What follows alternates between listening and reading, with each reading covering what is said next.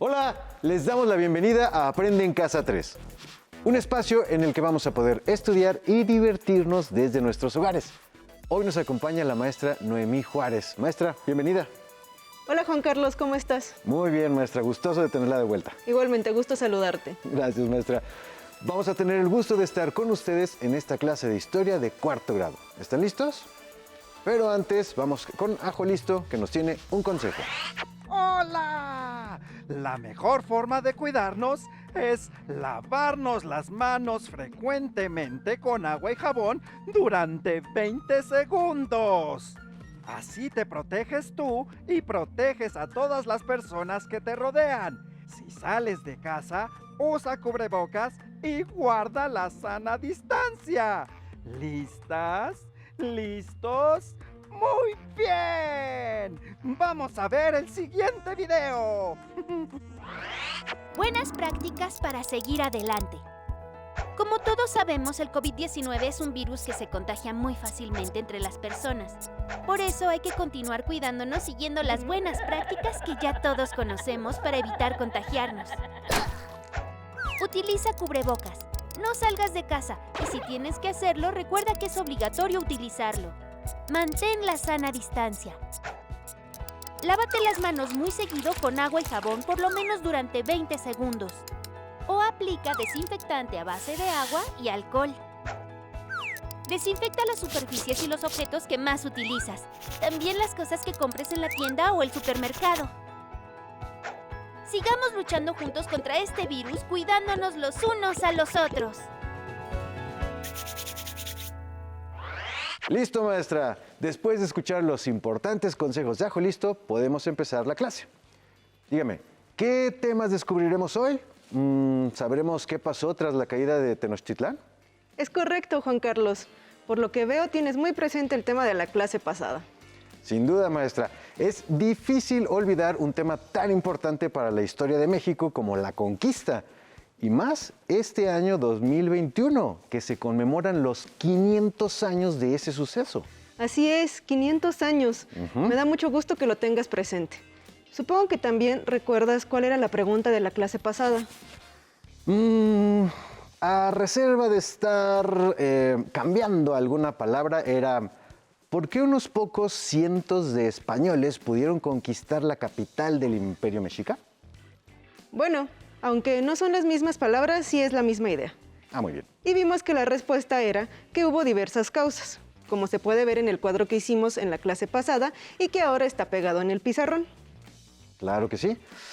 Este tema, bueno, tan importantísimo, ¿verdad? Y estoy seguro de que también en casita recuerdan muy bien esa tabla y lo que vimos la clase pasada. Yo también confío en que sí, pero bueno, ya sabemos. Las causas ahora nos toca ver las consecuencias de la conquista de México Tenochtitlan. Dijo, a ver maestra, ¿consecuencias? ¿Eso quiere decir que hubo más de una consecuencia de la conquista? Así es, Juan Carlos. Uy. Al igual que hubo varias causas que explican por qué perdieron los mexicas, la derrota también provocó muchas cosas en distintos ámbitos, desde la comida o la lengua que hablaban hasta la fundación de nuevas ciudades. Suena que sí pasaron muchas cosas después. ¿Y con cuál empezamos? Bueno, yo propongo con la comida, porque la verdad es que tengo un poquito de hambre. Sí, pero llegaremos a la comida más adelante. Bueno. Primero, retomaremos donde nos quedamos la vez pasada. ¿Recuerdas qué fue lo que pasó con el gobernante Cuauhtémoc? Sí, lo recuerdo. Mientras los españoles, tlaxcaltecas y sus otros aliados indígenas peleaban en Tlatelolco, Cuauhtémoc intentó escapar de la ciudad, pero fue capturado por los barcos españoles y eso fue lo que determinó que españoles y tlaxcaltecas ganaran y conquistaran México. Muy bien. De hecho, en la pantalla podemos ver la obra llamada La captura de Cuauhtémoc en el lago de Texcoco, de Luis Coto. Y se pueden observar a los soldados españoles con algunos indígenas. Bueno, hay algo importante que tenemos que decir. Aunque los españoles conquistaron la capital mexica, eso no significó que ya controlaran el resto del actual país. ¿Ah, no? No. Entonces, dígame, maestra, ¿la conquista no terminó en 1521? No, Juan Carlos, temo que no. De hecho, después de la conquista de Tenochtitlan, vinieron una serie de expediciones para lograr las conquistas de otras zonas. Otra vez palabras en plural. Eso quiere decir que tuvieron que someter muchos otros pueblos, ¿no? Muy bien, las palabras en plural son para llamar la atención de que las cosas no terminaron con la conquista de Tenochtitlan, sino que después de eso todavía hubo muchos lugares del país que fueron conquistados. Uy, me imagino que tiene que ver con el hecho de que los mexicas solo pedían tributos a los pueblos que vencían, pero no dominaban de manera total, ¿o me equivoco? Estás en lo correcto. Recordemos que los mexicas tenían un imperio muy grande, pero que los pueblos que habían conquistado seguían siendo más o menos independientes. Así que después de que los españoles derrotaron a los mexicas, todavía les quedaba por conquistar a todos los demás pueblos que existían. Y también estaban los otros pueblos que no habían logrado conquistar, ¿no? Recuerdo a los purépechas, ¿no? Por ejemplo. Claro, y los mayas en la península y los reinos mixtecos y zapotecos de Oaxaca. Exacto. Bueno, vaya, yo que creía que con conquistar Tenochtitlán habían logrado dominar todo México. Exacto, pero no, en realidad fue un proceso largo que duró varios años, por lo que lo veremos en el siguiente video. ¿Te parece? Me parece muy bien, maestra. Vamos a verlo.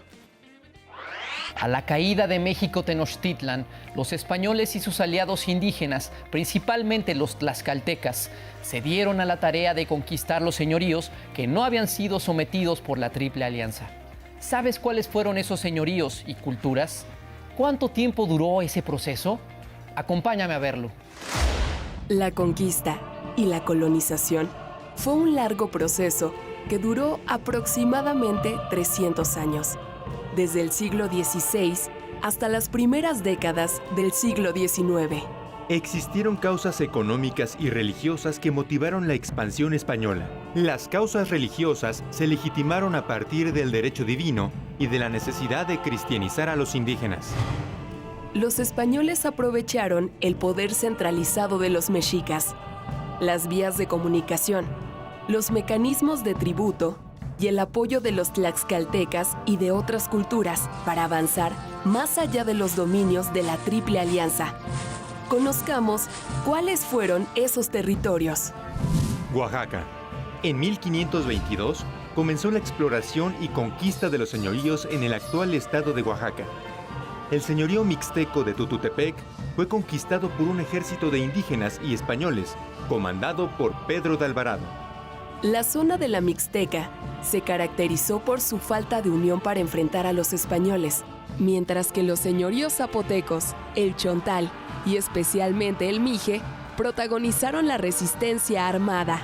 La conquista de lo que hoy es el territorio oaxaqueño se consolidó a lo largo del siglo XVI, con la fundación de la ciudad de Antequera, actual ciudad de Oaxaca, y con el nombramiento de Hernán Cortés como marqués del Valle de Oaxaca.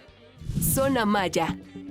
De 1529 a 1542, la familia Montejo encabezó la conquista del territorio maya. En ese periodo se fundaron las ciudades de Campeche, Valladolid y Mérida. La conquista de la península de Yucatán fue difícil y en algunas zonas se prolongó hasta el siglo XVIII. Una de las últimas rebeliones estuvo encabezada por Jacinto Canec en 1761. Occidente. El imperio purépecha, en el actual estado de Michoacán, fue sometido en 1522 para negociar la paz y entregar tributo a los españoles. En 1529, Nuño de Guzmán organizó su propia campaña de conquista, donde predominó la violencia sobre la negociación sin respetar acuerdos. Avanzó sobre los señoríos desde el lago de Chapala hasta Culiacán. En 1531, Nuño de Guzmán logró conformar el reino de Nueva Galicia. En 1532 se fundó la ciudad de Guadalajara, aunque fue hasta 1542 cuando se estableció en el territorio que ocupa actualmente, y en 1541 se estableció la ciudad de Valladolid, hoy Morelia. En estas ciudades inició el poblamiento europeo de la zona. Norte. La expansión de la Nueva España hacia el norte fue motivada por la ambición de encontrar las míticas ciudades de Cíbola y Quivira, ricas en oro y piedras preciosas. Como los pueblos de Aridamérica habitaban zonas de difícil acceso, los españoles no pudieron someter esos territorios, por lo que su táctica fue fundar centros de población. Así fue como nacieron las ciudades de Zacatecas en 1546, Durango en 1563 y Monterrey en 1596, impulsadas por los yacimientos de plata y la explotación ganadera. Las tribus chichimecas combatieron a los invasores en defensa de sus territorios de caza, en la llamada Guerra Chichimeca. La pacificación llegó después de casi 50 años. Finalmente, otro grupo étnico que se rebeló fue el de los pericúes, en la península de Baja California entre 1734 y 1737. La conquista del noreste se extendió a lo largo del siglo XVI y se intentó consolidar durante los siglos XVII, XVIII y las primeras décadas del siglo XIX. A finales del siglo XVI, España se había anexado un territorio más grande que el suyo, sin contar que el sometimiento del área maya y de algunas culturas del norte tardó muchos años más en conseguirse. Vaya, pues sí fue un proceso bastante largo.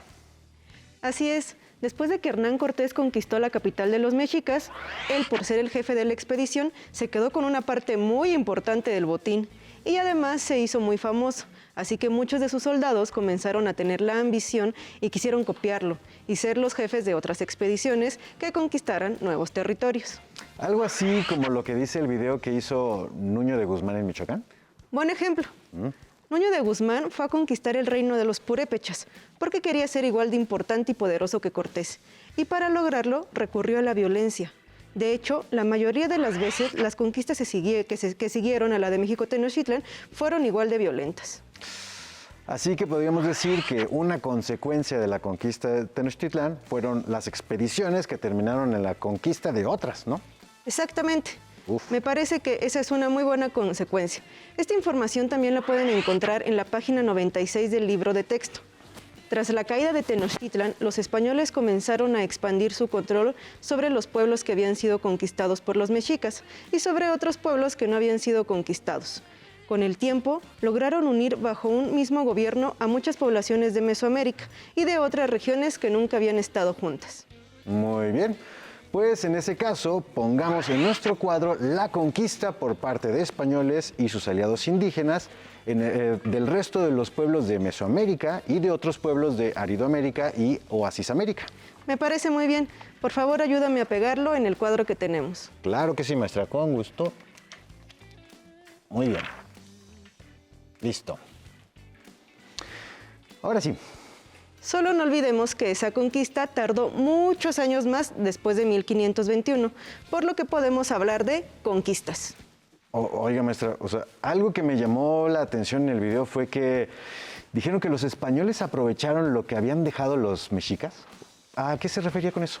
Qué bueno que lo mencionas, pues se refiere a que los españoles se dieron cuenta de que para controlar a los distintos pueblos indígenas era mejor hacer lo mismo que los mexicas habían hecho en vez de intentar algo diferente. Así que copiaron el sistema de tributos. Pero no solo copiaron eso, también decidieron que iban a construir su ciudad en el mismo lugar que los mexicas. Me imagino que después de la guerra estaba bastante destruida. ¿No fue eso algún problema? Claro. De hecho, ellos terminaron de destruirla después de la victoria, para poder después reconstruirla casi desde cero. Para hacerlo, utilizaron las piedras de las pirámides y los edificios mexicas, como se puede ver en la imagen que está en pantalla. Ese lugar alguna vez lo vi, maestra, y me llamó muchísimo la atención. Es el Museo de la Ciudad de México, ¿no? El que está ahí en el centro. Oiga, maestra, pero dígame, ¿por qué hicieron eso? Una razón fue que estaban muy impresionados con la ciudad mexica y otra fue porque querían aprovechar su importancia para fundar la Ciudad de México sobre los restos de la antigua Tenochtitlan. Ah, pues esa podría ser otra consecuencia de la conquista, ¿no? Exacto. Vamos a escribir en el cuadro que una de las consecuencias fue la fundación de nuevas ciudades por parte de los españoles. Pero recuerden que no solamente se fundó la Ciudad de México, también otras como Guadalajara, Puebla, Veracruz, Zacatecas, y muchas fueron fundadas por los españoles como lugares donde vivir y controlar los recursos materiales, como la plata. Entonces, por favor, Juan Carlos, ayúdame a pegar la segunda consecuencia en nuestra tabla. Claro que sí, maestra. Muy bien, y Aquí está, fundación de nuevas ciudades por parte de los españoles. Listo. Muchas gracias. ¿Qué otras consecuencias podemos señalar, maestra? Porque me imagino que para los indígenas, pues hubo muchos cambios, ¿no? Estás en lo correcto. La vida de los indígenas se vio transformada a raíz de la conquista y la llegada de los españoles, aunque los cambios ocurrieron no de un día para otro, sino que también fue un proceso. Uno de los más dramáticos fue sin duda el causado por las enfermedades que trajeron los españoles y terminaron provocando epidemias muy fuertes. Recuerdo que en la clase pasada hablamos de la epidemia de la viruela que incluso mató al Tlatoani y Cuitláhuac. ¿Está hablando de esa? Y no solo esa, Juan Carlos. Además, resultó que a lo largo del siglo XVI ocurrieron varias epidemias en la Nueva España provocadas por los virus que trajeron los españoles, para los que los indígenas no tenían defensas. Debido a esto comenzaron a fallecer los habitantes de los pueblos indígenas en grandes números. Uf, qué terrible, maestra. Oye, ¿y para entonces no había vacunas o medicamentos? Temo que no. La medicina no estaba tan avanzada en ese entonces. La tragedia fue tan grande que hay investigadores que dicen que aproximadamente el 80% o más de la población indígena que vivía en Mesoamérica murió en menos de un siglo. Es decir, de casi 20 millones de personas que se calcula que vivían en Mesoamérica a principios del siglo XVI, terminaron siendo 1,5 millones a finales de ese siglo. Uy, ¿en serio? O sea que fue una verdadera tragedia para los indígenas que vivían en esas tierras. Sin duda lo fue. Uf. Entre las guerras y las epidemias, los pueblos enteros de Mesoamérica se vaciaron. Y eso no fue el único golpe que sufrieron tras la conquista. No, espérame, maestra. ¿Me está diciendo que hay más?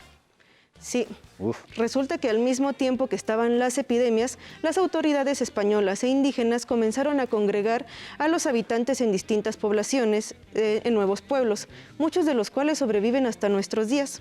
Al juntar a la gente de diferentes lados en un solo pueblo, también ocurrió algo muy interesante. Con el paso del tiempo, las distintas familias de los nuevos pueblos se fueron juntando y mezclando, entre ellas sus formas de hablar, sus tradiciones e historias. Así que ya tenemos otras 2 consecuencias para agregar a nuestro cuadro. Eso mismo le iba a decir, maestra. Me ganó. De hecho, me ganó. A ver, Juan Carlos, ¿cuáles son esas 2 consecuencias para pegarlas en el pizarrón? Bueno, primero tenemos que poner la disminución de la población indígena por las terribles epidemias que ocurrieron en el siglo XVI. Y la segunda fue la aparición de nuevos pueblos en donde fueron congregados estos grupos indígenas de distintos lugares. Exacto. Entonces, peguemos la disminución de la población indígena por las terribles epidemias que ocurrieron en el siglo XVI. Y esta es la reunión de diferentes grupos indígenas en nuevos pueblos. Muy bien. Y bueno, supongo que con eso, ahora sí, ya terminamos la tabla, ¿verdad, maestra? Casi, pero no. Una última consecuencia de la conquista vino con el comienzo de la colonización española de estas tierras. Cuando se enteraron en España de la conquista de Tenochtitlan y de lo rico que era este territorio, varios comenzaron a interesarse en venir aquí, pero ya no a conquistar nuevos territorios, sino a vivir, a colonizar, y para eso comenzaron a traer muchas cosas de España que no había en estas tierras. Entonces así fue como llegaron las vacas, los cerdos, el trigo, el vino, el azúcar de caña y todo eso a nuestro país. Exacto. Como te comenté al principio, después de la conquista ocurrieron cambios, incluso en la comida, que es parte de una de las consecuencias más importantes. Y estoy hablando de esto como lo que se conoce el mestizaje cultural. Maestra, ¿qué es eso de mestizaje cultural? Suena un poco complicado. No te preocupes, Juan Carlos. En realidad es algo muy sencillo de entender. Fue el proceso en el que se mezclaron cosas de la cultura española y la indígena, además de que tenían los esclavos africanos que empezaron a llegar a América o la gente que venía de Asia. Todo esto generó algo nuevo. Por ejemplo, el mole. ¿Conoces sus ingredientes? Uy, sí, son un montón. De los que me acuerdo, bueno, lleva chocolate, manteca de cerdo, chile, canela y clavo, y bueno, Muy bien, pues resulta que los chiles y el chocolate son originarios de la cocina indígena, pero la manteca de cerdo la trajeron los españoles, y la canela y el clavo son ingredientes que vienen de Asia. Con razón es tan sabroso, maestra. Tiene lo mejor de muchos lados del mundo.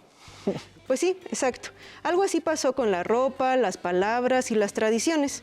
Por favor, ayúdame a pegar la última consecuencia. Claro que sí. Comienzo del mestizaje cultural y la evangelización. Con mucho gusto, maestra. Muy bien. Listo, listo. Muchas gracias. Listo, ahora sí, terminamos nuestra tabla. Muy bien. Oiga, maestra, ¿y lo de la evangelización tiene que ver con el mestizaje cultural?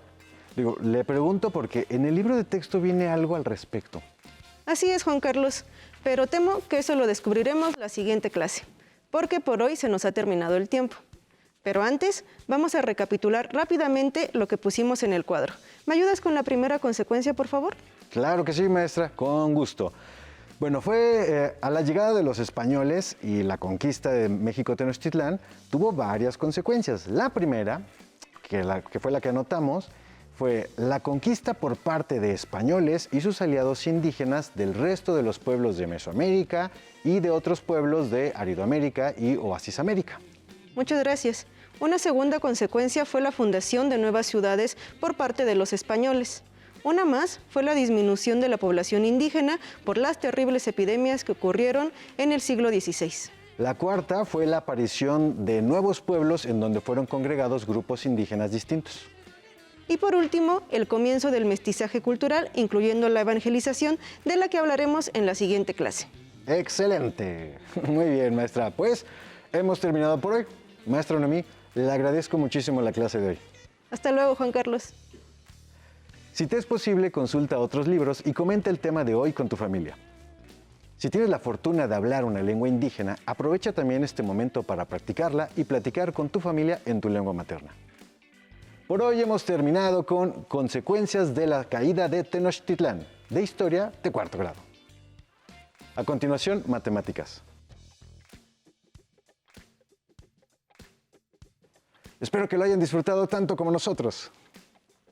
Nos vemos, hasta la próxima.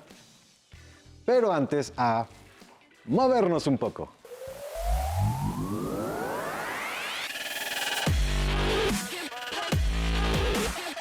Recuerda, entre clase y clase, activa tu cuerpo. Ok, vamos a trabajar pierna. Vamos a pararnos. Vamos a abrir nuestro compás de tal manera que nos estamos cómodos. Extendemos brazo al frente y bajamos, flexionamos rodilla, 90. Bien, exactamente. Arriba, muy bien. Vamos a abrir nuestro compás, levamos los brazos y vamos a trabajar la pierna. Bajamos, flexionamos, muy bien, exactamente ahí, muy bien hecho, Yair. Ahí bien, una más. Bien, otra más. Bien trabajado, respira. Bien, una más. Bien, descansamos. Movemos nuestros piecitos, los pies, movemos los pies, nos relajamos, respiramos. Vamos a trabajar pantorrilla, vamos a parar derechos, juntos los pies y lo único que vamos a hacer es elevar nuestros talones. Sin flexionar las rodillas, nada más vamos a elevar, exacto, nuestros talones. Bien hecho, exactamente. Ese es, muy bien. Derecho, elevar nuestros talones sin flexión de rodillas, sin flexionar, cuida, no flexionar rodillas. Bien, otra más, perfecto, ahí está bien, muy bien, elevamos los talones, bien, muy bien, una más, bien, muy buena posición de los pies, juntos, no flexiones rodillas, bien, una más. Otra. Ok, Irving, nos vamos a parar, abrimos nuestro compás y lo que vamos a hacer es, vamos a meter las puntas hacia adentro y nos paramos derecho y hacemos la elevación de talones. Arriba, eso, utilizamos nuestros brazos para tener equilibrio, muy bien. Una vez más. Acuérdate de mantener las puntas hacia adentro, elevación, sin flexionar las rodillas. Es importante que no flexiones las rodillas, las puntas hacia adentro, nuevamente las ponemos en posición, las puntas hacia adentro de los pies,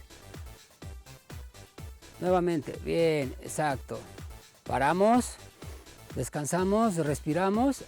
Acuérdense de tener siempre la posición de los pies, de las puntas hacia adentro. Y después de cada pausa, activa tu mente.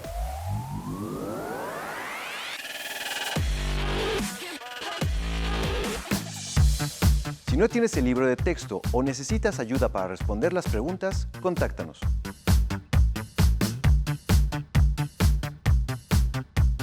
Para apoyo pedagógico, hay maestras y maestros de lunes a viernes de 8 a 20 horas en el teléfono 55 41 72 04 13, con 100 líneas. También puedes encontrar los libros de texto en la página conalitech.sep.gov.mx. Si quieres volver a ver los programas de Aprende en Casa, los puedes encontrar en la siguiente liga: aprendeencasa.sep.gov.mx. Nos vemos.